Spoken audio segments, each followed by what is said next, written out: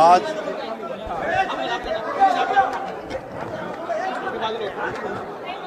राष्ट्रवादी काँग्रेस पक्षाचं सोमवारपासून राज्यात तुम्ही गप्प बसणार असाल तर सोमवारपासून आमच्या 36 जिल्ह्यांच्या आढावा बैठका वेगवेगळ्या जिल्ह्यातल्या जिल्हा परिषदा, तालुका पंचायत, महानगरपालिका, नगरपालिका, नगरपंचायतीच्या चालू आहे.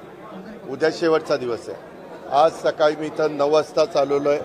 9 वाजल्यापासून आत्तापर्यंत आजचे जे काही प्रांताध्यक्षांनी जिल्हे घेतलेले होते ते सगळे मी संपवले. दुपारी तुम्ही मला काही प्रश्न विचारत होता.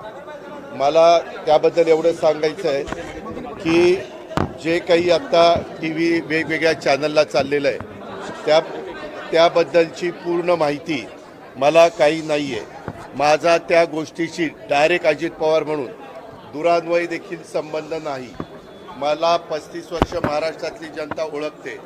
त्या संदर्भामध्ये मी उलट या निमित्तानं संपूर्ण माहिती घ्यायचं ठरवलेलं आहे.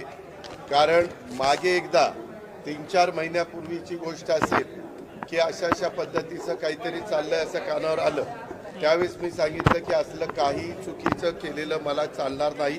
असल्या कुठल्याही चुकीच्या गोष्टी कुणी पण करू नयेत अशा स्पष्ट सूचना मी दिलेल्या होत्या.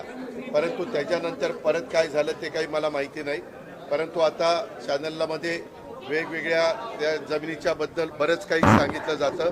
त्याची इत्थंभूत माहिती काय डॉक्युमेंट्स आहेत, काय नाही, कुणी परवानगी दिली, कुणी नाही, मी आपल्याला सांगतो. मी आजपर्यंत कुठल्याही माझ्या जवळच्या किंवा लांबच्या नातेवाईकांच्या संदर्भामध्ये कुठंतरी त्यांना फायदा होण्याच्या करता एकाही अधिकाऱ्याला कधी फोन केला नाही किंवा कधी सांगितलेलं नाही.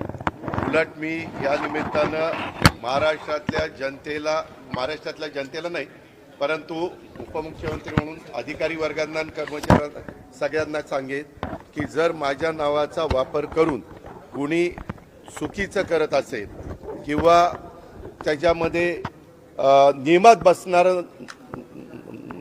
न बसणारं करत असेल तर त्याला कुठलाही माझा पाठिंबा नसेल.